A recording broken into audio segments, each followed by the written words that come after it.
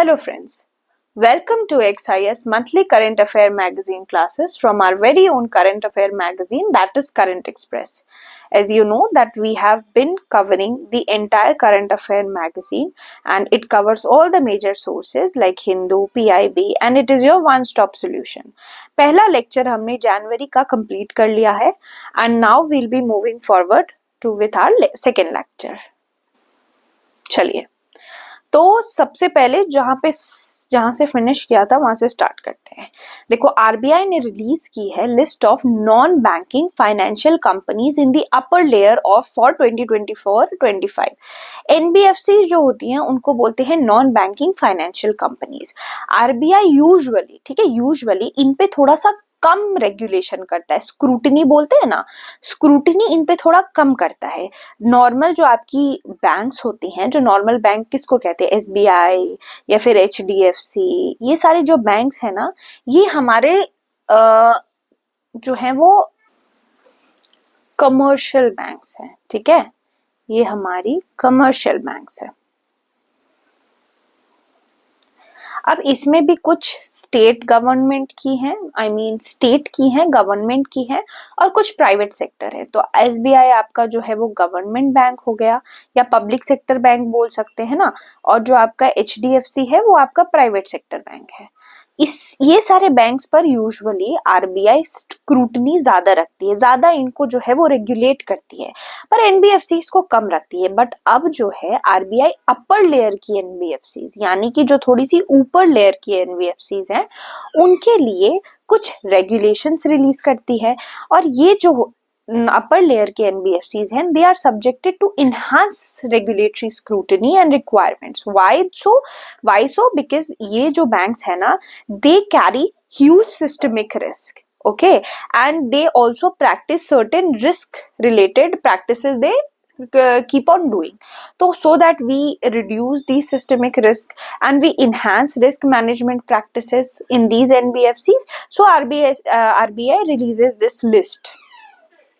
ठीक है, अब ये जो रेगुलेटरी फ्रेमवर्क होगी वो स्केल बेस्ड रेगुलेशन के बेसिस पे होगी, so that proportionality is insured.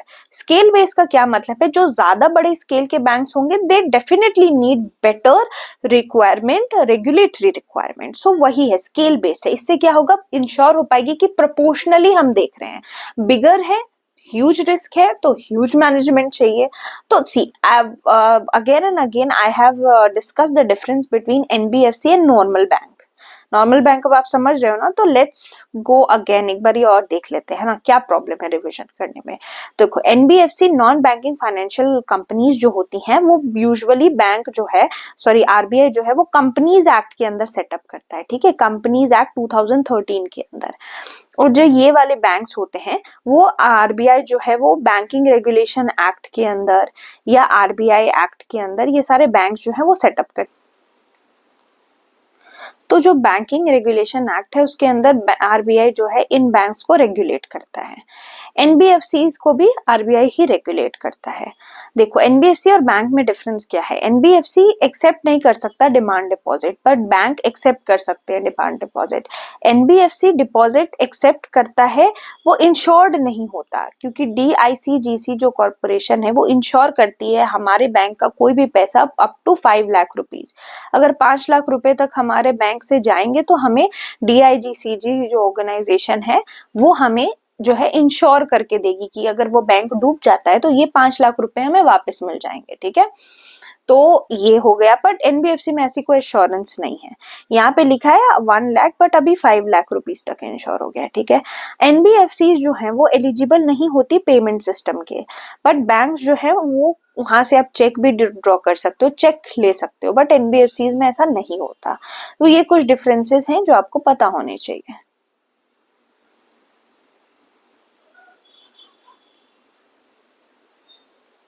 Yes, let's see.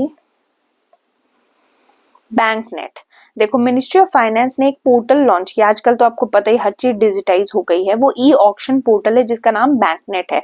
Usually क्या होता है ना, कुछ बैंक से, पब्लिक सेक्टर बैंक से किसी ने कोई लोन लिया और लोन नहीं दे पा रहा है, तो वो उसकी असेट जो है वो डिस्ट्रेस्ड असेट हो जाएगी। तो ये असेट को किसी भी तरह से बेच के बैंक को तो अपना फायदा निकालना है, तो इसको जो सेल करेगा, बेसिकली ऑक्शन करेगा इस एसेट का, तो बैंकनेट पोर्टल पे करेगा। इसमें रेसिडेंशियल, कमर्शियल और इंडस्ट्रियल प्रॉपर्टीज भी होंगी। इससे क्या होगा, इन्वेस्टर को कॉन्फिडेंस मिलेगा कि अगर मैंने इन्वेस्ट किया है तो ये बैंक मुझको कहीं ना कहीं पैसे देगा, अगर उसकी प्रॉब्लम भी चल रही है तो भी वो स्ट्रेस असेट को बेचकर मुझे कहीं ना कहीं वापस पैसे देगा।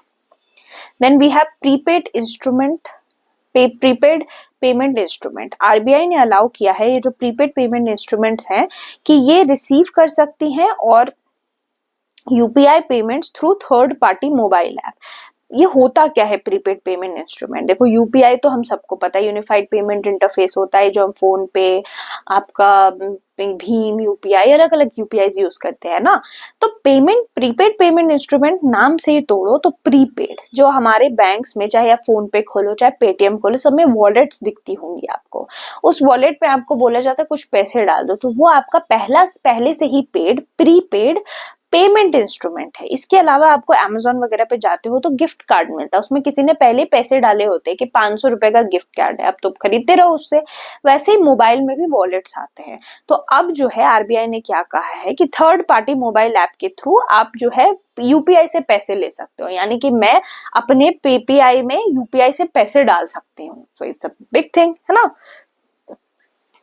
यूपीपीआई भी अलग अलग तरह के होते हैं, एक स्मॉल पीपीआई, एक full KYC PPI. Small PPI ऐसा होता है जो मिनिमम डिटेल से खुल जाता है, और फुल केवाईसी पीपीआई मतलब पूरा वेरिफिकेशन मांगेगा आपसे, तब जाके आप खोल पाओगे।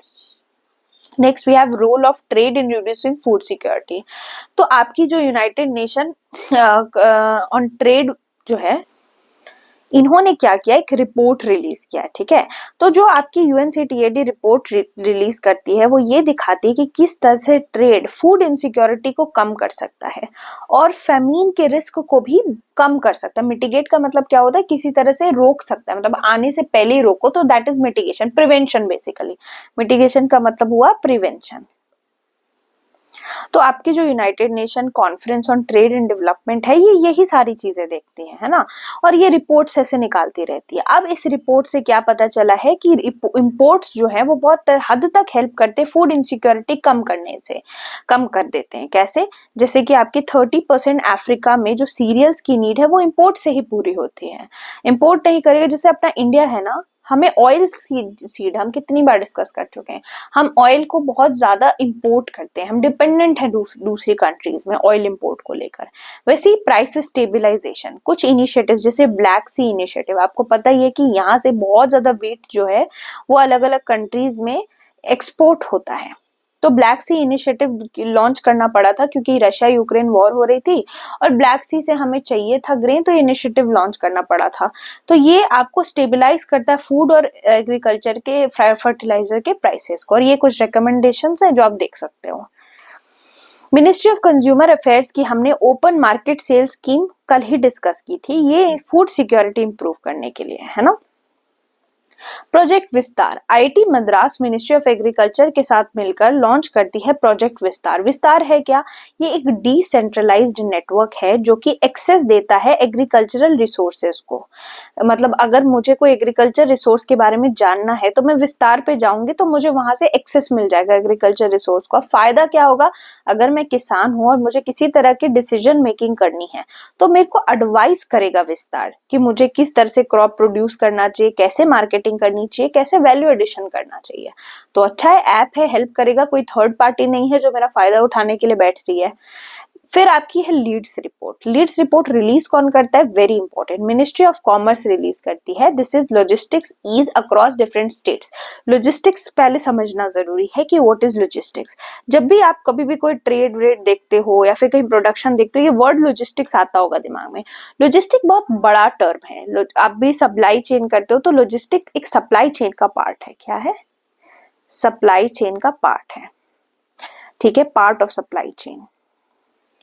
अब होता क्या है लॉजिस्टिक में, यहाँ पे डील करता है ये गुड्स से, गुड्स के किस चीज से, गुड्स, सर्विसेज, उसके स्टोरेज, उसका फ्लो, उससे रिलेटेड जो भी चीज है, ओरिजिन से लेकर के कंजम्पशन तक का, वो होता है लॉजिस्टिक्स। मतलब यहाँ पे कोई गुड या सर्विसेज मैंने बनाई, वहां कहीं से तो मेरा ओरिजिन होगा, वहां से लेकर जो एंड यूजर है वहां वो कंज्यूम करेगा, वहां तक का ये जो पूरा प्रोसेस है, पूरी प्लानिंग हो गई, एग्जीक्यूशन हो गया, फ्लो हो गया, स्टोरेज हो गया, ये सब आपको लॉजिस्टिक्स के अंदर आता है।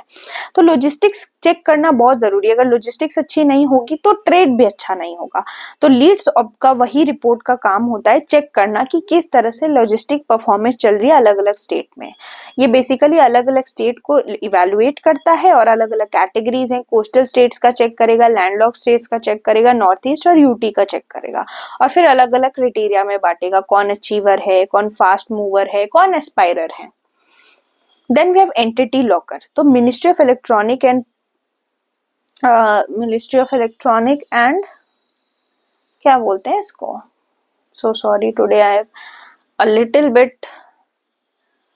Bit tired because I had आज काफी लंबा दिन था मेरा। I have been teaching and studying myself, so 2-3 test भी दे चुकी हूँ। A little bit tired but I will not compromise with your content. That's why if I don't recall things, just forgive me, I'll try। ठीक है, तो ministry of electronics and भूल रही हूँ मैं, बट यू नो माइटी क्या होता है। तो माइटी ने लॉन्च किया है एंटिटी लॉकर, जो कि क्लाउड बेस्ड डॉक्यूमेंट स्टोरेज और वेरिफिकेशन सिस्टम है। क्लाउड बेस्ड का क्या मतलब है, अभी कोई भी डॉक्यूमेंट होता है आप उसको किस में स्टोर करते हो, आप या दो तरह से स्टोर कर सकते हो, या तो कोई पेन ड्राइव ले आओ और पेन ड्राइव में स्टोर कर दो, या तो आप क्या करते हो किसी क्लाउड बेस्ड सर्विस में स्टोर करते हो, जैसे गूगल स्टोरेज में, गूगल डॉक्स में डाल रहे हो, तो आप गूगल के क्लाउड में स्टोर कर रहे हो। तो अपना माइटी अपना लॉकर लेकर आया जिसका नाम एंटिटी लॉकर है, तो हमारा देसी हो गया।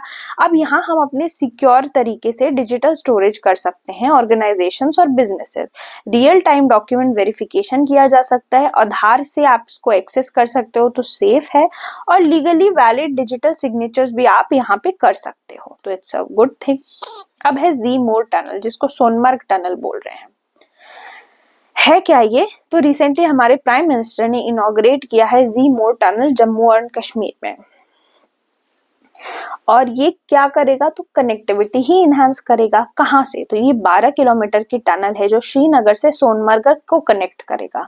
इससे क्या होगा कि लद्दाख जाने में ना बड़ी दिक्कत होती थी, क्योंकि लद्दाख हमेशा आइस बाउंड होता था। अब टनल हो जाएगा तो वो दिक्कत नहीं होगी कि अरे बर्फ है हम कैसे जाएंगे, तो वो आपकी जीमोर टनल काम कर रही है श्रीनगर को सोनमर्ग से कनेक्ट करके। वैसे ही बनिहाल पास कंप्लीट हो गया है, ये भी जम्मू कश्मीर की कनेक्टिविटी को ही इंप्रूव करेगा, क्योंकि ये पार्ट है जम्मू श्रीनगर नेशनल हाईवे का, और ये ट्रैवल टाइम रिड्यूस करता है जम्मू श्रीनगर का, और सिक्योरिटी भी इनहांस करेगा, और ट्रेड भी अच्छे से हो पाएगी। ऑफ कोर्स कम टाइम लगेगा तो ज्यादा अच्छे से ट्रेड हो पाएगी। तो इसका लोकेशन दिखा देती हूँ मैं आपको। ये देखिए, ये है आपका जीमो टनल। आप देख रहे हैं यहाँ पे सोनमर्ग है और यहाँ पे आपका कंगन है। कंगन विल बी योर श्रीनगर, वो जम्मू कश्मीर का पार्ट। सी श्रीनगर और सोनमर्ग वाला 6.5 किलोमीटर दिखा रहा है, और ये थोड़ी पुरानी पिक्चर ली है हमने। और यहाँ आप देख सकते हो किस तरह से प्रॉब्लम क्या होती थी ना, कि जम्मू कश्मीर से लद्दाख जाने में बहुत प्रॉब्लम होती थी लोगों को, बट अब इन तरह के जो टनल्स हैं और जो पास है वो बहुत हेल्प करता है हमारे वहां पहुंचने के। देखो करगिल आपके कहाँ पे है, आपके लद्दाख में है, यहाँ आपका श्रीनगर। आपको अब यहाँ से जाना है तो प्रॉब्लम होगी, तो ये जो टनल है वो बहुत हद तक हेल्प करेगा। जैसे बनिहाल पास भी जो बना था, जो जिला पास जो बना था, ये सारे इसी चीज के लिए बने थे ताकि ईज हो सके कनेक्टिविटी की। Let's move on to great Indian leap. तो यहाँ पे आपको बताया जा रहा है कि किस तरह की इंडिया की इकोनॉमी ने सोर किया है। इंडिया की इकोनॉमी बहुत अच्छा ट्रांसफॉर्मेशन देखा है इंडिया की इकोनॉमी में, क्योंकि रोबस्ट ग्रोथ देखा गया, ग्लोबल इंटीग्रेशन देखी गई, और ये कुछ डेटा से जो आप मेंस में कोट करोगे तो आपके बहुत ही अच्छा इंप्रेसिव आंसर बनेगा। So you can go through this by yourself, तो आपके लिए इजी होगा। 9 year of startup India scheme को 9 साल हो गए। ये स्कीम आपके 2016 में आई थी और आप देख ही सकते हो it has been a massive success, क्योंकि अभी स्टार्टअप्स बहुत अच्छे से ग्रो की है। चाहे आप शार्क टैंक जैसे शोज में देख सकते हो कितने स्टार्टअप्स हैं, आपने आंखों के सामने देखो, आप जेप्टो देख लो, इट वाज अ स्टार्टअप। आप जोमैटो देख लो, इट वाज अ स्टार्टअप। ये सारे स्टार्टअप से ही शुरुआत किया था इन्होंने और आज बहुत अच्छा इकोसिस्टम है, कितने लोगों को जॉब्स दे रहे हैं। तो बेसिकली क्या फायदा हुआ स्टार्टअप इंडिया स्कीम खोलकर? इससे हुआ क्या कि जो कंप्लायंस करना होता था, क्लियरेंसेस करनी होती थी, पहले किसी कंपनी को सोचने के लिए कि मैं बिजनेस स्टार्ट करूं, it was a very hectic task. आपको लगता था मुझे विंडो टू विंडो भागना पड़ेगा, ये वाला वो बोलेगा ये साइन कराओ, वो बोलेगा वो साइन कराओ। Now everything is under single window, एक जगह जाओ, all your paper work will be finished there, everything will be done. उसके अलावा टैक्स भी एग्जेप्ट किया गया इनका। 3 साल तक जो स्टार्टअप्स एलिजिबल थी, जो गवर्नमेंट को लगी नहीं है अच्छा परफॉर्म कर सकती है, उनका टैक्स से एग्जेप्ट भी कर दिया गया। यू डोंट नीड टू पे टैक्स। एंड देन 10,000 रुपीज का फंड ऑफ फंड से इनको फंडिंग भी मिली, ताकि अर्ली फंडिंग के लिए इनको इधर उधर भागना ना पड़े लोगों के पास। और सेक्टर जैसे कि बायोटेक्नोलॉजी, रिन्यूएबल एनर्जी और एग्रीकल्चर पे ज्यादा फोकस किया गवर्नमेंट ने, तो ये सेक्टर्स बूम की हैं, है ना। तो this has been a massive success, one of the best schemes India could have, जिसके रिजल्ट्स आपकी आंखों के सामने हैं। मैसिव सक्सेस, है ना। चलो ये देखो, ये बर्नआउट वर्सेस ब्रेक थ्रू, मैंने जब आपको पढ़ा रही थी तो मैंने कहा था कि आईएलओ के according 48 hours per week is an ideal time जितना एक वर्कर को काम करना चाहिए। बट हमारे कुछ फेमस बिजनेस लीडर जैसे नारायण मूर्ति और एस.एन. सुब्रमण्यम कह रहे हैं कि 70 to 90 आवर वर्क करो। आपको मैं बता दूं, अगर किसी भी कंट्री को अपने जो डेमोग्राफिक है, जो उनकी पॉपुलेशन है, उसके पूरे पोटेंशियल को रियलाइज करना है ना, तो उसको 3 एरियाज में देखना पड़ता है। पहला एरिया है कि आप किस तरह के टेक्नोलॉजी सपोर्ट दे रहे हो। दूसरा, वर्कर्स कितना काम करे, वर्कर की efficiency. And third is good governance, macro economic stability, ये सारी चीजें। बट यूजुअली क्या होता है ना कि ये दोनों चीजों पर गवर्नमेंट काम नहीं करती और इसी को पुश करती रहती है और इस चक्कर में बोला जाता है इतने इतने आवर वीक करो। But usually 48 hour per week is something जो कि एक नॉर्मल पर्सन को करना चाहिए, एक नॉर्मल लेबर को करना चाहिए। और इससे प्रॉब्लम क्या होती है ना कि एम्प्लॉय वेलबींग ना कॉम्प्रोमाइज हो जाती है। तो यही चीज इसमें हमने पहले भी डिस्कस किया है, let's not go into details. अब हमने ये भी देख लिया था कि रुपी जो है वो बहुत तेजी से गिर रही है और इस चक्कर में बातें होती कि क्या अपने जो आईएनआर है, इंडियन रुपी है, उसको डिवैल्यू कर दिया जाए, या और डेप्रिसिएशन क्या होता है। तो सी डिवैल्यूएशन एक पॉलिसी ड्रिवेन मूव होती है जो कि खुद करती है गवर्नमेंट अपने करेंसी का वैल्यू गिराकर, ताकि वो जो है गिराकर या बढ़ाकर, मतलब डिवैल्यूएशन में तो गिराते ही हैं, ताकि एक्सपोर्ट कॉम्पिटिटिवनेस हो सके, हम दूसरे एक्सपोर्टर्स के साथ compete कर पाए। और डेप्रिशिएशन तो होता है because of market forces, may be कुछ चल रहा हो फॉरेन में, जैसे अभी ट्रम्प आए हुए थे तो उस वजह से उन्होंने कुछ कुछ बोल दिया कि हम टैरिफ लगाएंगे, ये करेंगे वो करेंगे। तो पीपल जैसे कि एफपीआई जो होते हैं ना, फॉरेन पोर्टफोलियो इन्वेस्टर्स, वो ना भाग जाते पैसा लेके, उसको हॉट मनी फ्लाइट बोलते हैं। ये सारे रीजंस की वजह से क्या होता है कि रुपी का वैल्यू गिरने लग जाता है। उसके अलावा inflation, trade deficit, fiscal deficit, ये सारे भी कुछ इंटरनल फैक्टर्स हैं। Next we have external commercial borrowing. तो ये जो राइज देखा जा रहा है ना एक्सटर्नल कमर्शियल बोरोइंग में, वो रिफ्लेक्ट कर रही है इंडिया के कॉर्पोरेट फाइनेंस का बूम। होता क्या एक्सटर्नल कमर्शियल बोरोइंग, तो ये एक लोन होता है जो इंडियन एंटिटी फॉरेन से लेती है, फॉरेन से पैसा ले रही है ताकि खुद का कैपिटल बढ़ा सके और मॉडर्नाइज कर सके। अब ये पैसा लेती क्यों है? क्या घर चलाने के लिए, मस्ती करने के लिए, पार्टी करने के लिए? नहीं, ये पैसा जब एंटिटी लेती है वो इंफ्रास्ट्रक्चर प्रोजेक्ट्स बनाने के लिए लेती है, मॉडर्नाइज करने के लिए। मान लो कल को मैंने स्टील की इंडस्ट्री लगाई और मैं क्या सोच रही हूँ कि I want to make it modern, मैं नए नए इक्विपमेंट्स लाना चाहती हूँ, तो मैं एक्सटर्नल कमर्शियल बोरोइंग के थ्रू फॉरेन एंटिटी से पैसा लूंगी और इसको रेगुलेट करती है आरबीआई। तो अगर एक्सटर्नल कमर्शियल बोरोइंग बढ़ रही है तो इट समवेयर शोज कि इंडिया की कॉर्पोरेट फाइनेंसिंग भी बूम कर रही है। Now we have MSP. देखो अभी एक बात आई है बाहर निकलकर कि कुछ ऐसे जो इंटेलेक्चुअल्स हैं वो बोल रहे हैं कि एमएसपी को क्या हम लीगली बाइंडिंग कर दें। तो इस पर बात चलती है। एमएसपी होता क्या है? तो MSP is minimum support price. Full form से तो हम ये समझ रहे हैं गवर्नमेंट सर्टेन मिनिमम प्राइस देती है क्रॉप को, ताकि फार्मर को इंश्योर करा सके उसको लॉस ना हो। इसका ये मतलब हुआ कि अगर मैं फार्मर हूँ और मैं 50 रुपए किलो के हिसाब से आलू बेच रही हूँ, इतना महंगा तो होता नहीं आलू, प्याज डाल देते, ठीक है, 50 किलो के हिसाब से मैं प्याज बेच रही हूँ, अनियन बेच रही हूँ मार्केट में, एंड ड्यू टू सम और द अदर रीजन कोई दूसरा बंदा जो कि प्राइवेट का है और वो मुझे बोल रहा है कि 50 रुपए नहीं, मैं तो 30 रुपए ही दूंगा पर केजी। तो अगर ये एमएसपी है, मिनिमम सपोर्ट प्राइस इसकी 50 रुपए की, गवर्नमेंट ने कहा इतने पैसे पे तो बेचना ही पड़ेगा, तो that person, I will not sell that onion to that person, उस प्राइवेट इंसान को मैं नहीं दूंगी। आई से कि गवर्नमेंट ने तो ऑलरेडी मिनिमम प्राइस सेट किया हुआ है, मैं नहीं दे रही 30 में, मैं तो 50 में ही दूंगी। So what it does, it helps the farmer so that they don't इनकर लॉसेस। अब इंडिया में 23 ऐसे क्रॉप्स है जिसके लिए एमएसपी मिली हुई है, और ये इनकम स्टेबिलिटी देती है और फार्मर्स को बचाती है मार्केट फ्लक्चुएशन से और प्राइवेट वर्कर्स के एक्सप्लॉयटेशन से। तो लेट्स सी कौन कौन से हमारे एमएसपीज हैं, जो क्रॉप्स है जिन पे एमएसपी लगी हुई है। तो देखो 23 एमएसपीज, ठीक है, 23 क्रॉप्स पर एमएसपी लगी हुई है। और शुगर पे जो लगी होती है उसको बोलते हैं फेयर एंड रिम्यूनरेटिव प्राइस, ठीक है, एफआरपी बोलते हैं उसको। तो 14 खरीफ क्रॉप है, 7 राबी क्रॉप है और 4 कैलेंडर ईयर क्रॉप्स हैं, ठीक है। और ये जो है वो टोटल क्रॉप्स है आपकी जिनके लिए हमें क्या मिला हुआ है, एमएसपी मिला हुआ है। अभी जो 23 क्रॉप्स है इसमें आप खरीफ में देख सकते हो पैडी, जवार, बाजरा, रागी, मेज, अरहर, मूंग, उड़द, कॉटन, ग्राउंडनट, नाइजर सीड, सीसम, सोयाबीन वगैरह। और राबी में आप देख सकते हो वीट, बार्ली, ग्राम, मसूर, रेपसीड, सैफलावर, मस्टर्ड एंड तोरई। और कैलेंडर ईयर क्रॉप जैसे कोपरा, कोपरा क्या होता है, वो जो कोकोनट वाला होता है उसको बोलते हैं डी हस्क कोकोनट, जूट और शुगर केन। और ये इसको रेकमेंड कौन करती है, तो सीएसीपी करती है, ठीक है। बट अल्टीमेटली अप्रूव जो है आपकी वो करती है हमारी, ये आपकी पीवाईक्यू भी है बाय द वे, कि जो आपका एमएसपी है वो रेकमेंड कौन करता है एंड अप्रूव कौन करता है।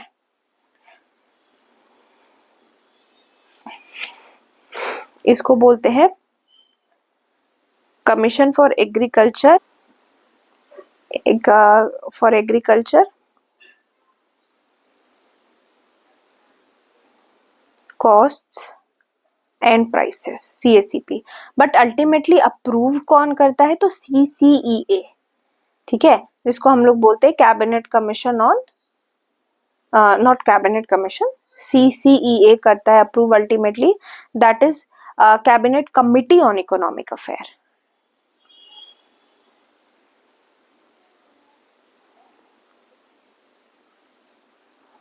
इकोनॉमिक अफेयर अल्टीमेटली अप्रूव ये करता है एंड सीएसीपी आपके जो है वो रेकमेंड करता है, ठीक है। तो this was all you needed to know. Then we have grain by grain, तो ये बेसिकली पब्लिक डिस्ट्रीब्यूशन सिस्टम के बारे में कि किस टाइम 1960 से चल रहा है। हम लोग रूरल एरियाज में जो मार्जिनलाइज सेक्शन है, जो इनएफिशिएंट कम्युनिटी है, उनको ग्रेन्स जो है डिस्ट्रीब्यूट करते हैं गवर्नमेंट, सब्सिडाइज्ड रेट पर देती है, so that they are also able to have the basic food requirement fulfilled. Then we have privatization of power discom. ये उदय स्कीम ना 2015 के यूपीएससी के पीवाईक्यू में था। उदय स्कीम उसी टाइम आया था। उदय स्कीम बेसिकली जो फाइनेंशियली स्ट्रेन्ड डिस्कॉम्स है, आपको मैं बता दूं डिस्कॉम्स क्या होते हैं, पावर डिस्ट्रीब्यूशन कंपनीज होती हैं,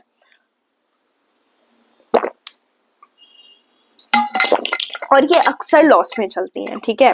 तो ये डिस्कॉम्स जो है वो टारगेट करती है रिड्यूस्ड डेट को through state take over and approve ATC loss and billing inefficiency. होता क्या है ना, डिस्कॉम्स लॉस में चल रही होती हैं, तो गवर्नमेंट उदय स्कीम लेकर आती है 2015 में और बोलती है अगर कोई डिस्कॉम कंपनी लॉस में चल रही है तो गवर्नमेंट उसको टेक ओवर कर लेती है, उसके लॉसेस को देखती है, बिलिंग एफिशिएंसी भी देखती है।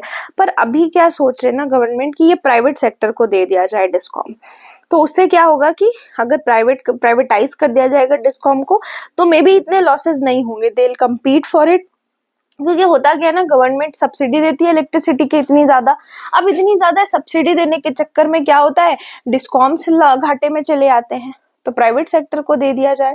इससे क्या होगा, अर्बन पावर डिस्ट्रीब्यूशन भी सही आएगा। तो ये आपको थोड़ा पता होना चाहिए। Then we have future of jobs report, world economic forum की, इस पे हमने डिस्कशन किया ही था कि फ्यूचर रेडी है कि नहीं। देखो 8वां एडिशन आ चुका है national program for organic production का, जिसको एनपीओपी बोलते हैं। ये इंडिया की ऑर्गेनिक फार्मिंग एक्सपोर्ट के बारे में कह रहा है कि वो 20,000 करोड़ तक रीच कर सकती है आने वाले 3 सालों में। ये जो national program for organic production है, ये 2001 में लॉन्च होता है। For what? To promote organic farming and accreditation with European and Swiss recognition for Indian organic products। हम भी इंडियन ऑर्गेनिक प्रोडक्ट्स बनाएंगे। देखो इंडियन ऑर्गेनिक प्रोडक्ट्स का ना मार्केट में, इंडियन का ही नहीं, इनफैक्ट कोई भी ऑर्गेनिक प्रोडक्ट का यूरोपियन कंट्रीज और स्विस कंट्रीज में ना बहुत ज्यादा डिमांड है। वहां पे ना people tend to take extra care of their health. हम तो लेते ही हैं but they tend to do it more. तो ऑर्गेनिक फूड की बहुत नीड हो गई है। तो अगर हम इस तरह से अच्छे ऑर्गेनिक ग्रोथ करते हैं तो we'll be able to compete better in the market. Technological advancement करनी पड़ेगी ऑफ कोर्स। सिंप्लीफाइड सर्टिफिकेशन, इस एनपीओपी के अंदर इंटरनल कंट्रोल सिस्टम को रिप्लेस कर दिया गया है लीगल रिकॉग्निशन से फॉर ग्रोअर ग्रुप्स। तो ये थोड़ा सा आपको पता होना चाहिए। Then we have crop insurance scheme extension. Union cabinet ने क्या बोला, जो क्रॉप इंश्योरेंस की स्कीम है उसको एक्सटेंड कर देंगे 25-26 तक। यहाँ आपको क्या जानने की जरूरत है, 2 चीजें। इस क्रॉप इंश्योरेंस के अंदर subsidy for di ammonium phosphate fertilizers भी हैं, जिसमें हमने लास्ट क्लास में बात किया था। उसके अलावा ये प्रधानमंत्री फसल बीमा योजना, बीमा ही होती है ना इंश्योरेंस, ये सिर्फ क्रॉप इंश्योरेंस प्री सोइंग ही नहीं, पोस्ट हार्वेस्ट को भी कवर करता है, और फूड क्रॉप, ऑयल सीड और हॉर्टिकल्चर क्रॉप को भी कवर करता है। This is the most important thing for your prelims. और प्रीमियम रेट अलग अलग है, 2% खरीफ के लिए, 1.5% राबी के लिए, और क्रॉप कमर्शियल क्रॉप्स के लिए 5%। ये प्रीमियम रेट आप भरोगे तभी तो होगा। तो ये सारी कुछ इंपॉर्टेंट चीजें हैं जो पता होनी चाहिए। अब India Latin America trade relation, India ने अपनी जो इकोनॉमिक और डिप्लोमेटिक ट्राइज है ना, वो लैटिन अमेरिकन और करीबियन कंट्रीज के साथ स्ट्रेंथन कर ली है, ताकि कोऑपरेशन डाइवर्सिफाई हो सके और चाइना का जो स्ट्रॉन्ग प्रेजेंस है उस रीजन में, उसको थोड़ा काउंटर किया जा सके। लैटिन अमेरिका में बहुत सारे नेचुरल रिसोर्सेज हैं, जैसे कि कॉपर, लिथियम, ये सारी, और वो इंडिया को जरूरत है इन सारी चीजों की, ताकि हमारी इंडस्ट्रीज बेटर काम कर सके। पर लैटिन अमेरिका का चाइना में बहुत ज्यादा प्रेजेंस देखा जा रहा है। तो हम क्या कर रहे हैं, अपने रिलेशंस उधर सही कर रहे हैं। और सबसे बड़ी चीज आपको मैं बता दूं, हमारे इंडिया में जो 30% क्रूड ऑयल का इंपोर्ट है, हम लैटिन अमेरिकन कंट्रीज जैसे कि वेनेजुएला, मैक्सिको और ब्राजील से करते हैं। वेनेजुएला बहुत ही ज्यादा रिच है ऑयल में। एक मरिकाइबो नाम का, मरिकाइबो या मरिकाइबू है, अब चेक कर लेना। मरिकाइबो नाम का एक रीजन है वेनेजुएला में, which is extremely oil rich. तो वहां से काफी ऑयल मिलता है। और कोऑपरेशन सिर्फ ऑयल का ही नहीं, आपको बता दें एबीसी जब हम पढ़ते हैं, लिथियम ट्राइंगल जिसको हम बोलते हैं, वहां से बहुत ज्यादा लिथियम भी हम इंपोर्ट करते हैं। जैसे कि एबीसी में हो गया अर्जेंटीना, बोलिविया और चिली। ठीक है, देती हूँ।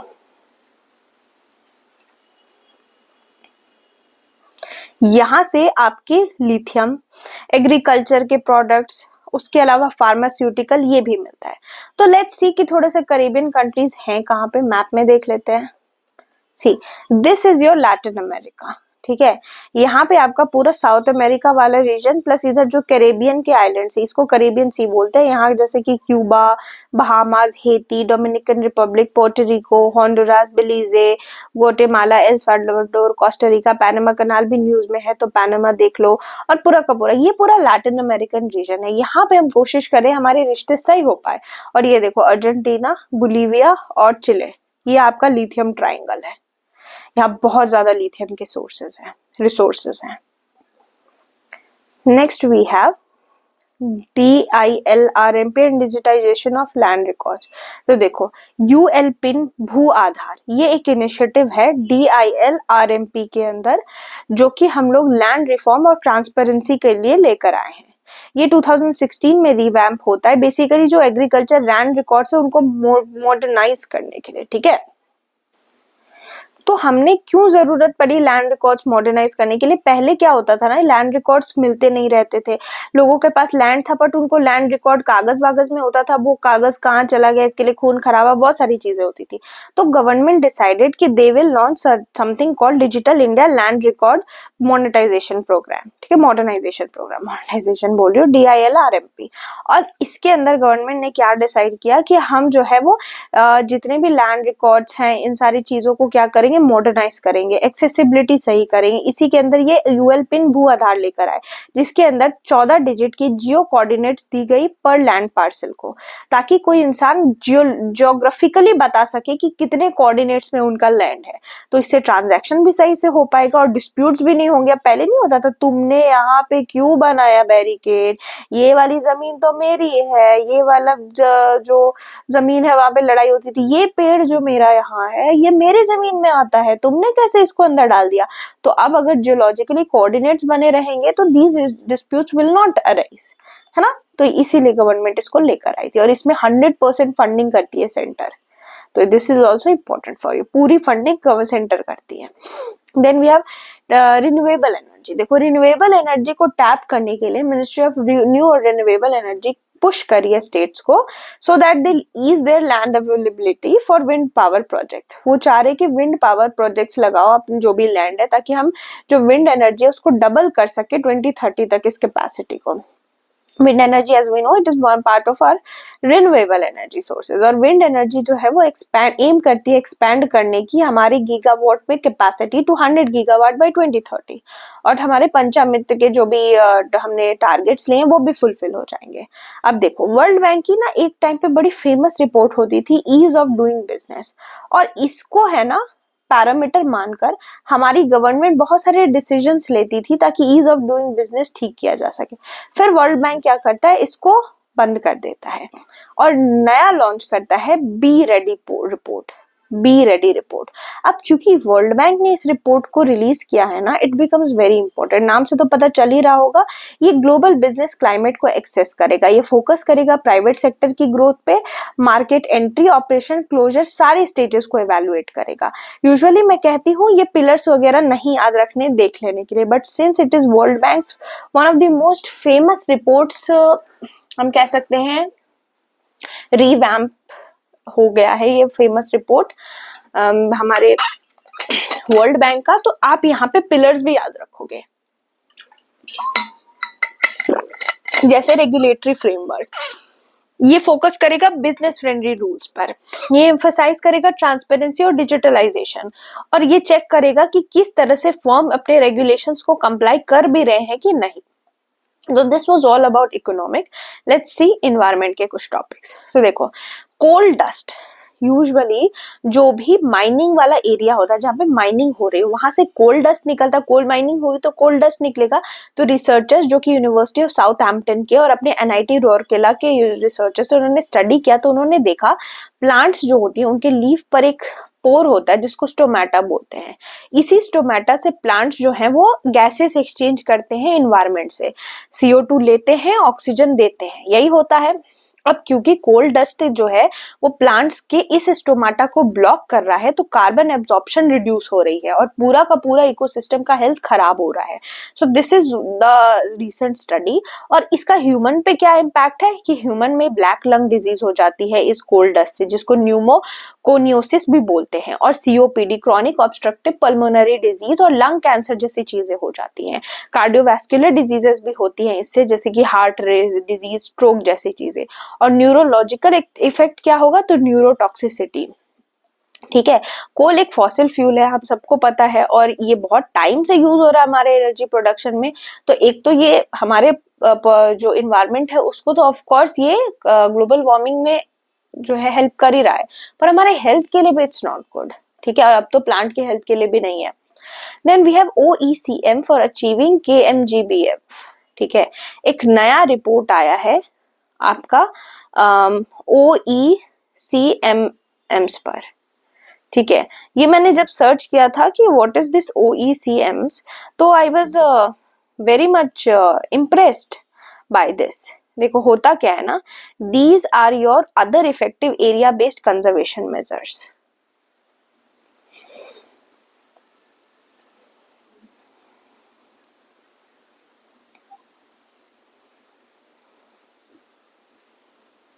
देखो यूजुअली हम जब कंजर्वेशन करना चाहते हैं तो हम कंजर्वेशन के लिए कोई एक एरिया लेते हैं, जैसे कि नेशनल पार्क या वाइल्ड लाइफ सैंक्चुरी, पर ओईसीएम्स वो एरियाज होते हैं which are not formally protected. Formally हम उसको प्रोटेक्ट नहीं करते हैं, बट जरूर मैनेज करते हैं बायोडाइवर्सिटी के कंजर्वेशन के लिए, ताकि इकोसिस्टम को सपोर्ट मिल सके और लोकल वैल्यूज भी प्रमोट हो सके। जैसे एग्रीकल्चर लैंड हो गया, फॉरेस्ट हो गए, जिनको कोई और मैनेज करता है कंजर्व करने के लिए बायोडाइवर्सिटी। तो ये क्यों इंपॉर्टेंट है, ताकि आप प्रमोट कर सको सस्टेनेबल मैनेजमेंट ऑफ लैंड, और फिर आप इंश्योर कर सको कि लंबे टाइम के लिए आपकी बायोडाइवर्सिटी प्रोटेक्टेड रहे। ठीक है, तो आईयूसीएन और डब्ल्यूडब्ल्यूएफ ने कहा कि ये जो है ये बहुत इंपॉर्टेंट रोल प्ले करते हैं, OECMs other effective area based conservation measures, biodiversity conserve करने के लिए। देन रेप्टाइल सेंसस, आपको बता दूं अभी एक रेप्टाइल सेंसस हुआ भीतरकनिका नेशनल पार्क में। ठीक है, उड़ीसा में है ये भीतरकनिका नेशनल पार्क। यहाँ पे क्या देखा गया कि सॉल्ट वाटर क्रोकोडाइल की पॉपुलेशन 1826 है 2025 में। इसमें 18 अल्बाइनो क्रोकोडाइल्स भी प्रेजेंट है। ठीक है, और क्रोकोडाइल जो है वो देखो एल्बाइनो क्रोकोडाइल्स क्या होते हैं, इसकी मैं पिक्चर लगाना थोड़ा भूल गई, but I show you. Albino crocodiles का मतलब हुआ जो नॉर्मल क्रोकोडाइल्स है तो उनके पिगमेंट्स तो नॉर्मल होंगे, अल्बाइनो वैसे वाले होंगे विच विल लैक पिगमेंट। ठीक है, दे विल लैक पिगमेंट, तभी इनको एल्बाइनो बोलते हैं। ठीक है, दे विल लैक पिगमेंट। ये या तो आपको पेल कलर के दिखेंगे या इनका स्किन येलो कलर का। देखो हमें आदत है ना क्रोकोडाइल को ग्रीन या फिर डार्क ग्रीन या फिर ब्राउन टाइप्स कलर देखने का, ये आपको पेल येलो व्हाइट कलर के दिखेंगे। इनका पिगमेंट ही उड़ जाता है, रेड कलर की इनको आपको आईज दिखेंगी। और ये क्यों होता है albino condition, due to genetic mutation, gene में कोई म्यूटेशन हो जाता है, इस वजह से ये एल्बाइनो बन जाते हैं। तो हमारे इंडिया में 1975 में क्रोकोडाइल कंजर्वेशन प्रोजेक्ट लॉन्च हुआ था, क्योंकि हमारे इंडिया में जो 3 स्पीसीज मिलती हैं, सॉल्ट वाटर क्रोकोडाइल, घड़ियाल और मगर, ये सारे इंडेंजर्ड स्पीसीज हैं। ठीक है, तो ये सारे नहीं है, बट इसमें जो घड़ियाल है it was critically endangered and still is critically endangered स्पीसी। तो इनको प्रोटेक्ट करने के लिए 1975 में प्रोजेक्ट क्रोकोडाइल स्टार्ट हुई थी, और इसी इनिशिएटिव के अंदर आज हमारे इंडिया में इतने ज्यादा क्रोकोडाइल नंबर्स हैं, और इनको प्रोटेक्ट करना जरूरी है, और so that their population rebuilds. Then melanistic tiger, आपको पहले भी बताया मैंने कि सिमलीपाल टाइगर रिजर्व जो उड़ीसा में, वहां आपको मेलानिस्टिक टाइगर दिखेंगे। ठीक है, मेलानिस्टिक टाइगर भी एक जेनेटिक कंडीशन की वजह से होता है, जिसमें टाइगर ज्यादा मेलानिनिक, एल्बाइनो हमने देखा एब्सेंस ऑफ पिगमेंट, बट जो मेलानिस्टिक होते हैं दे हैव मोर पिगमेंट। तो ये क्या करते हैं ना, होते तो आपके रॉयल बंगाल टाइगर हैं, बट दे विल बी एकदम एक्सट्रीमली ब्लैक इन कलर। इसकी भी पिक्चर मैंने आपको दिखाई थी। जब भी आपको देखोगे आप सोचोगे अरे ये ब्लैक कैसे हो गया, इनके सारे स्ट्राइप्स आपस में मिल जाते हैं, एंड देयर बॉडी ऐसे ऐसे स्ट्राइप होने की जगह इट इज लाइक एकदम ब्लैक ब्लैक दिखेगा आपको। तो इनको हम लोग मेलानिस्टिक टाइगर बोलते हैं, डार्क कलर का फर हो जाता है, और सिमलीपाल इसीलिए फेमस ही है। और यहाँ पे आपको स्यूडो मेलानिस्टिक टाइगर दिखते हैं, स्यूडो इसलिए बोल रहे because they are originally royal Bengal tigers, but due to the mixing of their stripes together ये ब्लैक कलर के दिखते हैं, but they are not black tigers, they are just melanistic tigers. अभी 27 टाइगर्स जो हैं वो रिकॉर्ड किए गए हैं सिमलीपाल में, जिसमें 13 स्यूडो मेलेनिस्टिक टाइगर्स हैं, तो बहुत ज्यादा नंबर होता है। तो रिसेंटली हमारी उड़ीसा फॉरेस्ट डिपार्टमेंट ने अरेस्ट किया लोधा ट्राइब पोचर्स को। ये जो लोधा ट्राइब पोचर्स हैं ये रेयर मेलेनिस्टिक टाइगर की हंटिंग कर रहे थे। It's not good thing, because बहुत ऑलरेडी रेयर है ये स्पीसीज, उनको भी आप हंट कर लोगे। नाउ टॉकिंग अबाउट ऑयस्टर्स, देखो ऑयस्टर्स जो होते हैं, जब भी मैं आपको एनिमल की अलग अलग क्लासिफिकेशन बता रही थी, आई डोंट रिमेम्बर मैंने इस लेक्चर में बताया है या कहीं, लेट मी शो यू।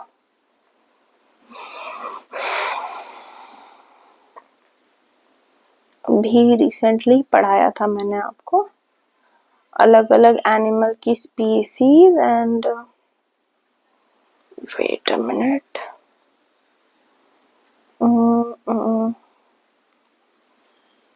ये देखो, ये दिख रहा है आपको मेलेनिस्टिक टाइगर, ये देखो, मुझे पता था पिक्चर तो मैंने लगाई ही होगी आप लोगों के लिए।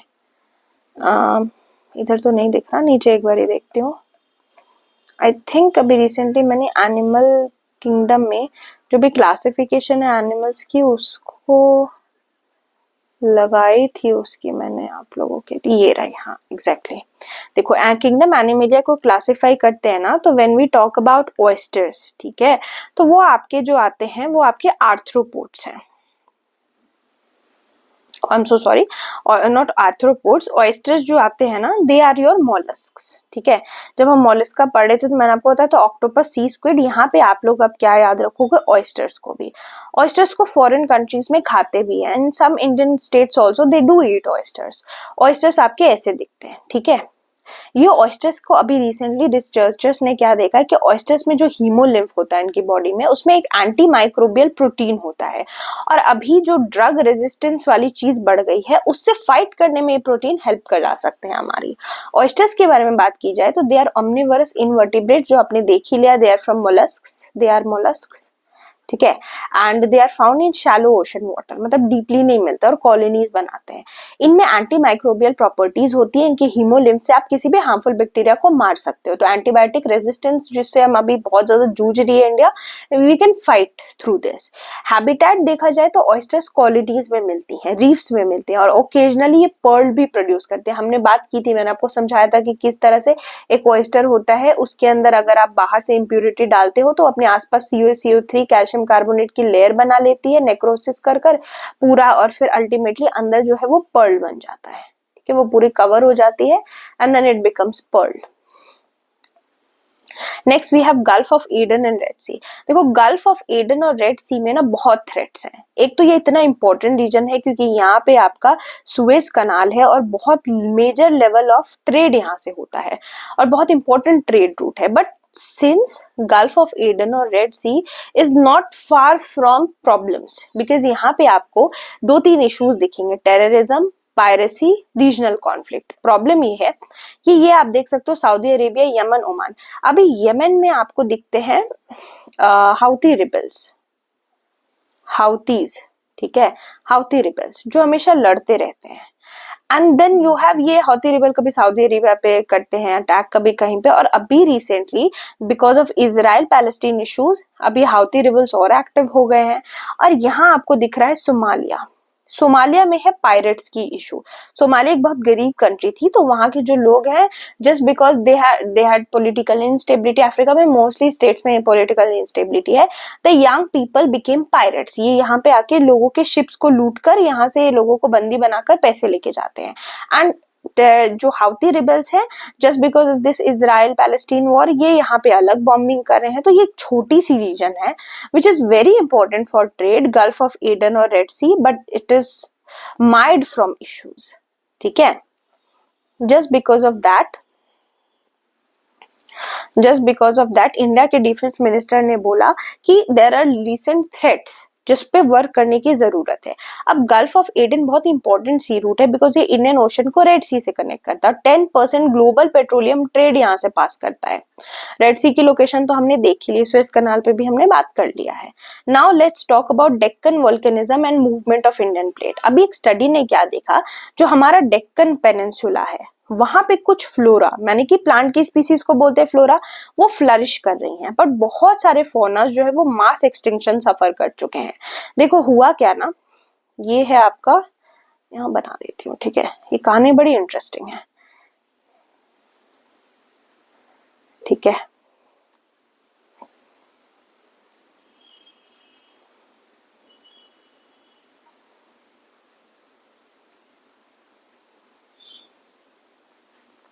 ये अपना इंडिया है, ये वाला जो रीजन आप देख रहे हो, दिस इज योर डेक्कन प्लेटू या फिर डेक्कन ट्रैप्स बोल दो इसको, ठीक है। ये आपका महाराष्ट्र वाला रीजन है मोस्टली। इस वाले रीजन में स्टोरी क्या रही ना, यहाँ दिखाती हूँ मैं आपको, स्टोरी बड़ी अच्छी है, बहुत इंटरेस्टिंग है, समझने वाली है।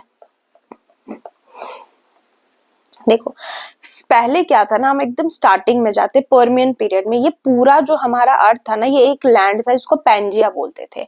कुछ टाइम के बाद जो है ट्राइसिक पीरियड में ये टूट जाता है फ्लोरेशिया और गोंडवाना लैंड में, और इसके बीच में एक टेथिस सी बहती है।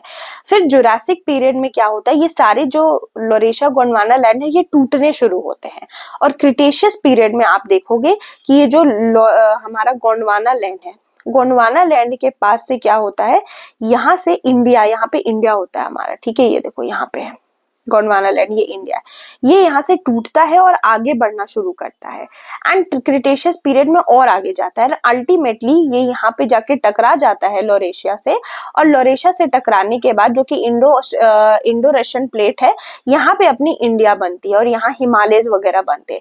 पर ये जो पूरा प्रोसेस था यहाँ से यहाँ पहुंचने का, ठीक है, गोंडवाना लैंड से हमारे लॉरेशिया तक पहुंचने का जो प्रोसेस था, उसमें अपनी इंडिया का जो ये डेक्कन वाला रीजन था, ये ऐसे करके पहुंचता है, ठीक है, यहाँ से पहुंच रहा होता है और यहाँ पे बीच में इनको मिलते हैं रियूनियन हॉटस्पॉट्स। अभी भी रियूनियन आइलैंड आप देख सकते हो अफ्रीका के पास, यहाँ पे रियूनियन हॉटस्पॉट दिखते हैं। हॉटस्पॉट का मतलब यहाँ पे मेंटल प्लूम्स थे, बहुत ज्यादा मेंटल था, मैग्मा था, सिंपल सी भाषा में यहाँ बहुत सारा वोल्केनिक एक्शन हो रहा था। अब जब इंडिया यहाँ से पास कर रहा था ना, तो ये जो अपना डेक्कन वाला लैंड है, यहाँ पे ये इसका मैग्मा जमा होता रहा और 30,000 साल तक ये चीज चली, 30,000 ईयर्स तक यहाँ पे मैग्मा डिपॉजिट होता रहा। और फिर इंडिया जब टकरा गई, अल्टीमेटली इंडिया बन गई जो शेप में है, तो क्या होता है ना, हमारा जो भी ये पूरा रीजन था, इतना इतना रीजन हमारा डेक्कन का पूरा ये सॉलिडिफाइड मैग्मा से बना हुआ था, एंड देन इरोजन हुआ और बस इतना सा रीजन जो कि आज हमारा डेक्कन वाला रीजन है महाराष्ट्र के पास, वो रह गया। और यहाँ पे डेक्कन वॉल्केनिज्म, ये जो मैं बता रही हूँ ना मेंटल प्लूम वाली चीज, इसी को डेक्कन वॉल्केनिज्म कहते हैं। इस वजह से क्या हुआ, बहुत सारे स्पीसीज हुआ करते थे, जैसे डायनासोर, जिम्नोस्पर्म, ये सारे एक्सटिंक्ट हो गए, बट प्लांट की स्पीसीज रह गई। इससे ये पता चलता है कि हमारा जो फ्लोरा है वो ज्यादा बेटर सिचुएशन में सरवाइव कर सकता है और ज्यादा रेजिलियंट है वोल्केनिक एक्टिविटीज को in comparison to fauna species, ठीक है। और इसी के वजह से ये जो क्रिटेशियस वो मास एक्सटिंक्शन था, उसमें इंडियन प्लेट से हमने ये देखा कि ज्यादा बेटर तरीके से हमारे फॉरेस्ट सरवाइव कर पाए, ठीक है। तो एक कहानी है which you will find very interesting. Then we have national critical mission. देखो पहले भी मैंने बात की थी क्रिटिकल मिनरल्स पे। क्रिटिकल मिनरल्स बहुत अलग अलग कंट्रीज अलग अलग मिनरल्स को क्रिटिकल मिनरल मानती है। क्रिटिकल मतलब इनके बिना हमारे क्रिटिकल जो भी इंपॉर्टेंट इंडस्ट्रीज है वो काम नहीं कर पाएंगे। तो हम यूनियन कैबिनेट ने भी national critical mineral mission approve किया, जिसमें 16,300 करोड़ की एक्सपेंडिचर लगेगी और इन्वेस्टमेंट पब्लिक सेक्टर यूनिट से मिलेगी हमें। तो ये इन्वेस्टमेंट इसलिए चाहिए ताकि इंडिया सेल्फ रिलायंट हो सके क्रिटिकल मिनरल से, बाहर से हमें ना लेना पड़े। और कौन सी मिनिस्ट्री देखेगी इसको, तो मिनिस्ट्री ऑफ माइंस देखेगी। तो चलो थोड़ा सा हम देख लेते कि इंडिया कौन कौन से मिनरल्स को क्रिटिकल मिनरल मानती है। तो ये तो 2021 की लिस्ट है, but government keeps on adding critical minerals. तो आप थोड़ा सा देख लो, यहाँ पे लिथियम है, कोबाल्ट है, निकेल है, वेनेडियम है, नायोबियम है, जर्मेनियम है, बेरिलियम है, टैंटेलम है, स्ट्रोंटियम है, जिरकोनियम है, ग्रेफाइट है, मैंगनीज है, क्रोमियम है, सिलिकॉन है। ये सारे इंडिया ने मान रखे हैं कि these are critical mineral for India, और यहाँ से हम इंपोर्ट करते हैं। इसी इंपोर्ट के ना डिपेंडेंसी से हमें बचना है, हमें रिड्यूस करनी है dependency. Next we have organic fisheries cluster. Organic fishery cluster ये है कि इंडिया ने पहला ऑर्गेनिक फिशरी क्लस्टर जो है वो लॉन्च किया है सिक्किम में अंडर प्रधानमंत्री मत्स्य संपदा योजना। ये एक सस्टेनेबल और eco friendly fish farming cluster है। यहाँ पे फिश की फार्मिंग की जाएगी। और कौन सी स्पीसीज, जैसे कि अमूर कार्प, ठीक है, it's a fresh water fish. इसकी स्पीसीज को क्या किया जाएगा, हम फार्मिंग करेंगे, मतलब नंबर बढ़ाएंगे ऑर्गेनिक प्रैक्टिसेस को यूज करके, ठीक है, ताकि इन्वायरमेंट में पोल्यूशन भी ना हो। और इसको सपोर्ट करेगी नाबार्ड फॉर इंफ्रास्ट्रक्चर, और फार्मर प्रोड्यूसर ऑर्गेनाइजर्स भी इसको सपोर्ट करेगी। और प्रधानमंत्री मत्स्य संपदा योजना जो है वो 2020 में लॉन्च हुई थी to boost fisheries sector growth. Then we have Umred Pauni Karhandla wildlife sanctuary. तो बॉम्बे हाई कोर्ट ने अभी सुओ मोटो कोग्निसेंस लिया involving tourist cornering a tigress and her cup. देखो टूरिस्ट लोगों को आप वाइल्ड लाइफ सैंक्चुरी में भेजोगे ना, तो they are the biggest, they sometimes act as the biggest idiots. अभी रिसेंटली ऑस्ट्रेलिया में एक इन्फ्लुएंसर थी, फॉरेन इन्फ्लुएंसर, शायद यूएस की इन्फ्लुएंसर थी। She went to Australia and एक वॉम्बैट नाम की स्पीसी होती है छोटी सी, उसकी बेबी को लेकर उसकी माँ से छीनकर she started clicking pictures and you could visibly see in that video that mom was extremely distressed, tension में थी। छोटी सी स्पीसी है, पागल हो गई थी, और वो एकदम छोटा सा बेबी था, and just for few likes and clicks. तो humans tend to do this type of stupid activities. तो बॉम्बे हाईकोर्ट ने सुओ मोटो कॉग्निजेंस लिया और बोला कि वाइल्ड लाइफ प्रोटोकॉल्स में लैप्स नहीं होना चाहिए। If the you have made certain wildlife sanctuary, then you should protect those animals animals from humans, ठीक है। तो ये जो Umer Khandla wildlife sanctuary है, ये आपकी पौनी तहसील महाराष्ट्र में नागपुर डिस्ट्रिक्ट में सिचुएटेड है। ये आपको ताडोबा टाइगर रिजर्व को कनेक्ट होती है ताडोबा वाइल्ड लाइफ सेंचुरी से, sorry tiger reserve, very famous Tadoba is. और वैनगंगा रिवर भी यहाँ से बहती है, तो इम्पोर्टेंट है, रिवर्स बहुत इंपॉर्टेंट होते हैं। और ये क्रूशियल टाइगर कंजर्वेशन कॉरिडोर है। अब कोई भी, मैंने कहा है आपको पहले भी कि कभी भी आप पढ़ो ना कोई भी वाइल्ड लाइफ सेंचुरी, तो वहाँ के रिवर पे ध्यान दो। यहाँ पे आपको कौन से फौना मिलते हैं, तो tiger, leopard, sloth, bear, wild dog वगैरह वगैरह। Then flamingo festival, flamingo festival 2025 जो है वो आंध्र प्रदेश में होगी आफ्टर 4 इयर्स, मतलब 4 साल से नहीं हो रही थी। और यहाँ पे ये लोग सेलिब्रेट करते हैं फ्लेमिंगो के अराइवल को, पर्टिकुलरली पुलिकत लेक और नेलापट्टू बर्ड सैंक्चुरी में। होता क्या है, तो ये एक एनुअल इवेंट है जिसमें फ्लेमिंगो बर्ड के अराइवल को सेलिब्रेट किया जाता है पुलिकट लेक में। और ये कितने में स्प्रेड है, तो ये 5 साइट्स में, Nelapattu, Palen, government junior college and Sri City. तो बर्ड वॉचिंग टूर्स होते हैं, बड़े बड़े लोग आते हैं जिनको बर्ड वॉचिंग पसंद है, और फिर इस तरह से फ्लेमिंगो की स्वागत की जाती है। This is your flamingo. Pink colour के होते हैं बिकॉज ऑफ द फूड दे ईट, जो भी ये फूड खाते हैं ना उनसे ये पिंक कलर के हो जाते हैं।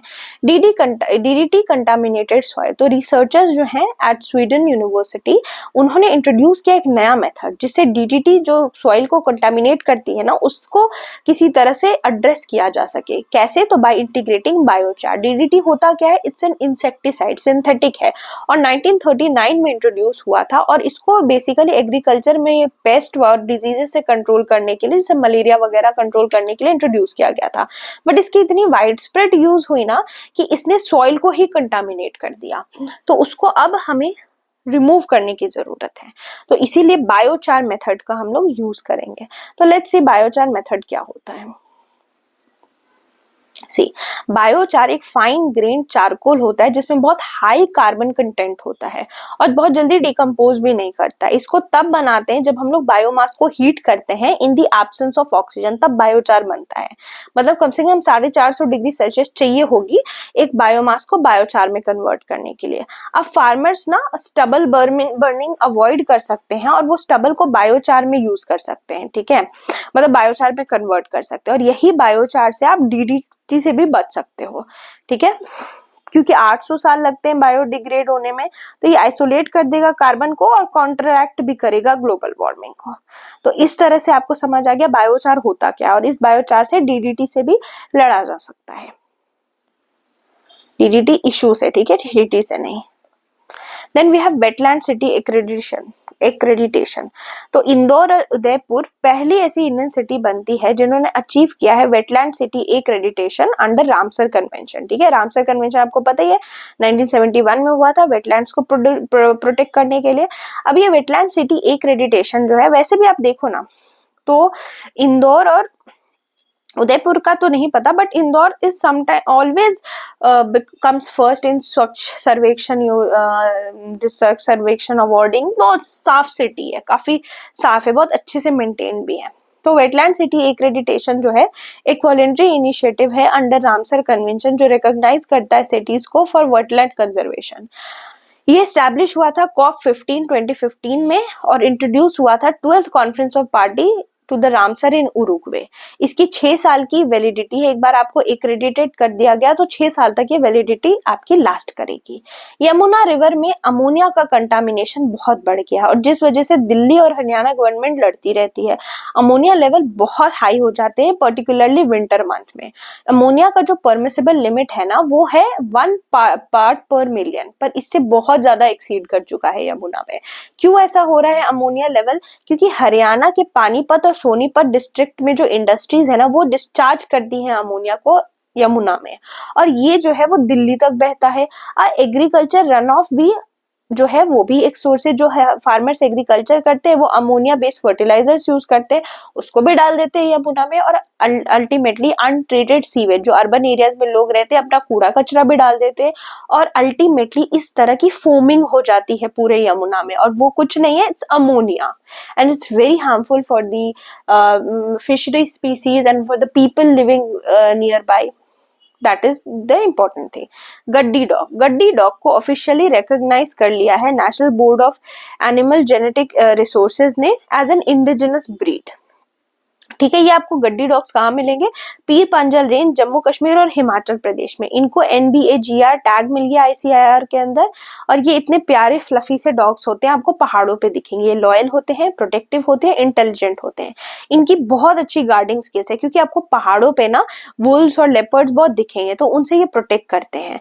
And they have very thick coat, तो एक्सट्रीम कोल्ड में भी अच्छे से रह पाते हैं। So these are now indigenous breed according to national bureau of animal genetic resources. Then olive ridley turtle, आपको पता ही ऑलिव रिडली टर्टल इंडिया के गहीर माथा के पास आते हैं मास एग लेइंग के लिए। बट रिसेंटली बहुत सारे चेन्नई तमिलनाडु में डेड ऑलिव रिडली टर्टल्स दिखे। बट इसी के उल्टा आप देखोगे तो आपके उड़ीसा में नंबर बढ़ रहे हैं इस ऑलिव रिडली टर्टल के। तो आप सोचो व्हाई टू प्लेसेस जहां पे, क्योंकि ये हमेशा ईस्टर्न साइड में एग ले करने आती हैं, तो ये दो जगह अलग अलग इंडिया के स्टेट में they are dying and somewhere they are increasing. That's because how that state is protecting their marine environment. क्योंकि उड़ीसा बहुत after the tsunami and everything, Orissa has really changed its landscape, be it disaster में, be it tsunami preparedness में, be it economic growth में, Orissa has come a very long way. But Chennai Tamil Nadu उतना नहीं है aware, इसी वजह से यहाँ पे बहुत डेड हो रहे हैं olive ridley turtle. They are olive coloured, heart shape shell होती है, 500 फीट तक डाइव कर सकते हैं और मास नेस्टिंग करते हैं, जिसको अरिवादा कहते हैं। ठीक है, then we have Kashmir chinar trees.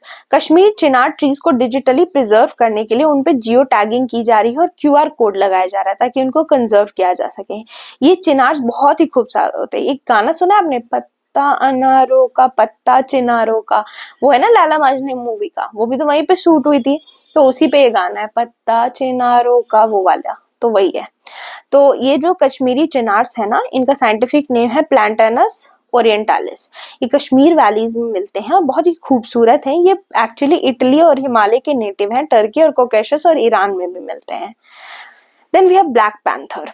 जैसे हमने मेलेनिस्टिक टाइगर देखा था ना, जो मेलेनिस्टिक लेपर्ड्स होते हैं एकदम ब्लैक कलर के, ये आपके स्यूडो मेलेनिस्टिक नहीं होते, ये पूरे के पूरे ब्लैक हो जाते हैं, दिख रहा है आपको, इसलिए इनको मेलेनिस्टिक लेपर्ड्स बोला जा रहा है और इनको ब्लैक पैंथर कहा जाता है। तो एक बहुत ही रेयर ब्लैक पैंथर की वीडियो रिलीज हुई नॉर्थ बंगाल से, ठीक है, और वहां के IFS ऑफिसर ने इसको शेयर किया।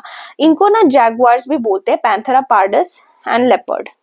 और ये जो है ना आपको एशिया, अफ्रीका और अमेरिका में दिखेंगे। इंडिया में आपको ये कबीनी फॉरेस्ट में दिखेंगे, ये कर्नाटका में है कबीनी फॉरेस्ट, नागरहोल में, पेरियार में, साइलेंट वैली और इनफैक्ट सुंदरबन में भी आपको दिखते हैं। ठीक है, they are very very beautiful species, अगर आप देखोगे ना आपको बहुत ही सुंदर स्पीसीज है। ओके, चलो नेक्स्ट इज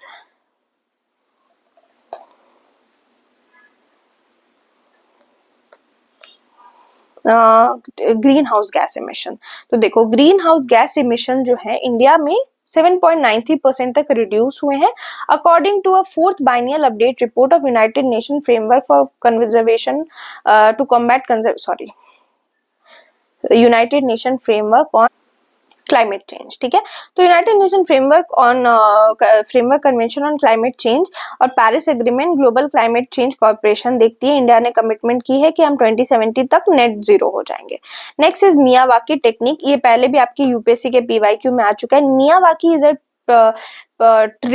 टेक्निक जिसमें आप डेंस फॉरेस्ट, अर्बन फॉरेस्ट उगा सकते हो। ठीक है, और बहुत ही सुंदर तरीके से आप अर्बन फॉरेस्ट्री कर सकते हो। Then we have India as first responder in global south। आपको पता है जब भी ग्लोबल साउथ में किसी भी तरह की ह्यूमैनिटेरियन क्राइसिस होती है तो हम पहले होते हैं जो कि रिलीफ भेजते हैं। ठीक है, अपने SDRF और NDRF टीम के वजह से। आपने देखा हो चाहे वो पेरू में कोई सुनामी आई हो या हरिकेन आया हो, चाहे वो आपके किसी श्रीलंका में कोई इशू हुआ हो, बांग्लादेश में हो, यूक्रेन में हो, हम हमेशा ह्यूमैनिटेरियन एड भेजते हैं। इसलिए हमें फर्स्ट रिस्पॉन्डर की तरह रिकॉग्नाइज किया गया है इन ग्लोबल साउथ। हमारी आर्म फोर्स बहुत ही स्ट्रांग वे से जाती है। इनफैक्ट कभी मैं पायरेसी का बता रही थी, जब भी सोमाली पायरेट्स अटैक करते हैं इंडियन नेवी जाती है प्रोटेक्ट करने के लिए। Then electronic waste in India, electronic waste बहुत ज्यादा बढ़ गया है इंडिया में, ठीक है। इलेक्ट्रॉनिक वेस्ट बढ़ने का इशू क्या होता है, हेल्थ इश्यूज हम सबको पता है, इसमें लेड, मरकरी, कैडमियम जैसे हजार्डस सब्सटेंस निकलते हैं और ये सॉइल में जाके मिल जाते हैं और फिर अल्टीमेटली हमारे खाने में ही आएंगे। और जो भी वर्कर्स रिसाइकलिंग में इन्वॉल्व होते हैं ना इन वेस्ट के, उनको हार्मफुल केमिकल से वो एक्सपोज हो जाते हैं, उनको रेस्पिरेटरी इश्यूज और कैंसर देखा जाता है उनमें। 2011 की सुप्रीम कोर्ट की रूलिंग ने बताया कि इंडिया की जो मार्जिनलाइज कम्युनिटीज हैं उनमें रिसोर्स शेयरिंग को लेकर के अभी भी स्ट्रगल है, ठीक है। वाटर बॉडीज वगैरह रिसोर्स शेयरिंग नहीं हो पाती और ये रीजन्स में कॉन्फ्लिक्ट और मार्जिनलाइजेशन अभी भी देखी जा रही है। नेक्स्ट वी हैव IBPES, तो उनके रिपोर्ट ने दिखाया कि biodiversity, water, food, health, climate change ये सारे इंटरकनेक्टेड क्राइसिस है, आइसोलेटेड इवेंट नहीं है। अगर बायोडाइवर्सिटी इशू है तो फूड में भी इशू होगा, हेल्थ में भी होगा, क्लाइमेट चेंज में भी होगा। Next we have extreme heat. अभी अकॉर्डिंग टू रिकॉर्ड्स 2024 ने 2023 को भी पीछे छोड़ दिया वार्मेस्ट ईयर में, नाउ दे आर सेइंग कि 2025 विल लीव 2024 बिहाइंड। तो एवरी ईयर ना heat is rising, I don't know whether in 50 years we'll be able to survive or not, ठीक है। तो इट्स नॉट दैट कि पढ़ाई लिखाई छोड़ देना, अब तो बचेगा ही नहीं, अर्थ करना तो पड़ेगा ही। तो 2024 में ग्लोबल टेम्परेचर जो है वो सरपास कर गया 2023 के रिकॉर्ड से।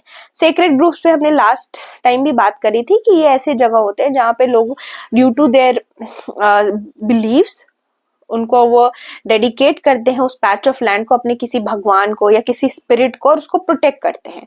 यहाँ आपके लिए इंपॉर्टेंट है नाम, देववन हिमाचल प्रदेश के, बुग्याल उत्तराखंड के और सरना MP के। These are sacred groups. हो सकता है UPSC will ask you a question like Devvan, Bugyal, Sarna recently seen in news are, और फिर आपको ऑप्शन दे दे सेक्रेड ग्रुप, रामसर साइट, तब बहुत टेंशन होगी कि क्या है। Then renewable and non fossil fuel based energy, तो ये तो हम बहुत बार बात कर चुके हैं। Environmental emergency after oil spill, तो पेरू ने 90 डे की इन्वायरमेंटल इमरजेंसी लगा दी क्योंकि उनके नॉर्थ तलारा प्रोविंस में ऑयल स्पिलिंग हो गई। ऑयल स्पिलिंग में क्या होता है ना, एक्सीडेंटली बहुत सारा पेट्रोलियम या कोई भी ऑयल पानी में गिर जाता है और मरीन इकोसिस्टम पर खतरा होता है और ये टॉक्सिक ऑयल जो है वो पॉइजन कर देते हैं इन स्पीसीज को, कोरल रीफ्स मर जाती हैं, फिशेज मर जाती हैं। नेचुरल कैलामिटी की बात की जाए तो उड़ीसा ने अनसीजनल रेन को नेचुरल कैलामिटी डिक्लेयर कर दिया। इससे क्या फायदा होगा, तो जो फार्मर्स है ना उनमें अगर अनसीजनल रेन आएगी तो उनको कंपेंसेशन मिलेगा क्योंकि अब ये नेचुरल कैलामिटी आ गई। अब उड़ीसा बहुत ही फ्रीक्वेंटली साइक्लोन, फ्लड और अनसीजनल रेन से को एक्सपीरियंस करता है और मैंने पहले ही बताया कि Odisha is doing wonderful job when it comes to protecting their state from these kind of vulnerability। तो इस तरह की चीजें will help farmers। Sulphur dioxide emission, तो मिनिस्ट्री ऑफ एनवायरनमेंट ने क्या बोला है कि थर्मल पावर प्लांट्स, पहले भी क्वेश्चन आ चुका है कि थर्मल पावर प्लांट से, ये भी PYQ है कि SO2 की बहुत ज्यादा इमिशन होती है। तो 2015 में नॉर्म्स दिए गए थे जिसमें हम सल्फर डाइऑक्साइड को कम करने की कोशिश कर रहे थे कोल बेस्ड पावर प्लांट से। तो अभी ये वाली डेडलाइन मिनिस्ट्री ऑफ एनवायरनमेंट ने एक्सटेंड कर दी है कि थर्मल पावर प्लांट्स को पहले डेडलाइन दी गई थी कि आपको SO2 नॉर्म्स से फॉलो करना पड़ेगा, बट अब डेडलाइन हैज बीन एक्सटेंडेड। कैसे करेंगे, तो प्लांट्स को लगाना पड़ेगा फ्लू गैस डीसल्फराइजेशन यूनिट्स और ये क्या करते हैं, सल्फर डाइऑक्साइड एमिशन रोकते हैं। इंडियाज फ्लैप शेल टर्टल्स, तो ये जो टर्टल्स है ये आपके साउथ एशिया में इनकी अलग सी शेल होती है, एकदम डिस्टिंक्ट, देख रहे हो किस तरह की अलग सी शेल है और इनका IUCN लीस्ट कंसर्न है, मतलब कोई खतरा नहीं है इनको, पर फिर भी इनको इंडिया की wild life protection act schedule 1 में डाल के रखती है। इंडियन वल्चर्स के बारे में हम कई बार बात कर चुके हैं, तो हम कई बार बात करते हैं डाइक्लोफिनेक वगैरह। अब एक और वर्ड यू ऐड कर लो अपनी लिस्ट में, दैट इज निमेसोलाइड। गवर्नमेंट ने बैन कर दिया निमेसोलाइड को क्योंकि ये भी पेन किलर जो है वो वल्चर्स को मार रहा था और वल्चर्स की पॉपुलेशन कम हो रही थी। मिनिस्ट्री ऑफ जल शक्ति जो है वो रिलीज करती है annual ground water quality report और देखती है कि इंडिया सबसे बड़ा यूजर है ग्राउंड वाटर का और सबसे ज्यादा ग्राउंड वाटर इरिगेशन के लिए यूज करता है। बट ग्राउंड वाटर की बात की जाए तो आंध्र प्रदेश, असम, बिहार और महाराष्ट्र में जितना ग्राउंड वाटर होना चाहिए उससे भी कम है और क्योंकि इतना ओवर एक्सट्रैक्शन हो रहा है ग्राउंड वाटर का, the salt concentration is increasing because of that और सैलिनिटी की इशू आ रही है। The ground water is becoming saline, नमक आ रहा है बिकॉज जितना इवेपोरेशन होता है ना नमक पीछे रह जाता है। और आपको मैं बता दूं राजस्थान और गुजरात में आपको पानी में ग्राउंड वाटर में क्लोराइड दिखेगा और कैल्शियम और बाइकार्बोनेट भी दिखेगी। 150 साल हो गए हैं हमारे IMD के, और इस वजह से हमारे प्राइम मिनिस्टर ने लॉन्च किया मिशन मौसम। ये मिनिस्ट्री ऑफ अर्थ साइंसेस के अंदर है। ये इंडिया को एक वेदर रेडी और क्लाइमेट स्मार्ट नेशन बनाएगी। Next we'll have indigenous hydrogen train engine. तो इंडियन रेलवे मिनिस्टर ने अनाउंस किया वर्ल्ड का सबसे powerful hydrogen fuel run train engine. ये मैन्युफैक्चर हुआ by integrated coach factory Chennai, और ये ट्रायल रूट है इसकी Jind Sonipat in Haryana. Next we have thermal power plant in sulphur dioxide. तो यूनियन मिनिस्ट्री ऑफ एनवायरनमेंट वही थर्मल पावर प्लांट वाले इन्होंने एक्सटेंड कर दिया है। फ्लू गैस डीसल्फराइजेशन बात हमने की ही है।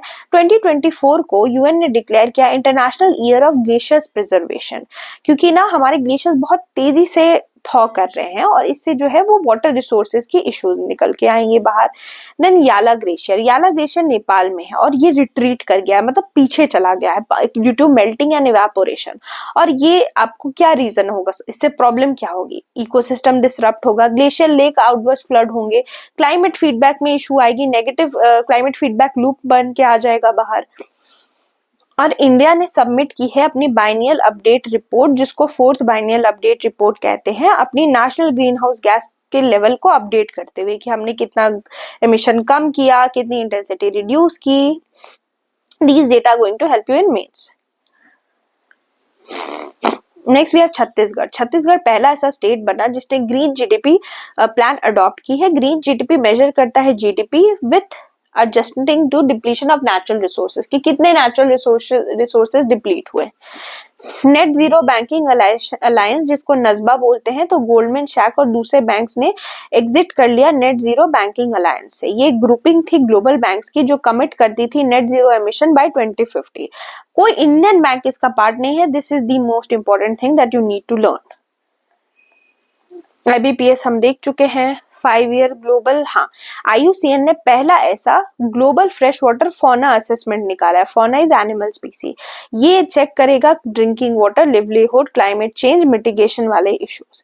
सस्टेनेबल नाइट्रोजन मैनेजमेंट जो है एग्री फूड सिस्टम में, वो रिपोर्ट FAO ने रिलीज किया है चेक करने के लिए कि नाइट्रोजन के reactive nitrogen activity human activities की वजह से कितनी अफेक्ट हो रही है। कंपाइलर डिक्लेरेशन अफ्रीकन यूनियन ने अडॉप्ट किया है, ठीक है, for resilient and affordable agri food system. बस इतना याद रखो कि अफ्रीकन यूनियन का है, एग्री फूड सिस्टम को लेकर है। Then manufactured sand. देखो क्या होता है ना, इतनी सारी सैंड माइनिंग होती है तो रिवर जो है वहां कोस्टल इरोजन होने के चांसेस बढ़ जाते हैं। तो एम सैंड नाम का कोई चीज निकल कर आता है, दैट इज मैन्युफैक्चर्ड सैंड।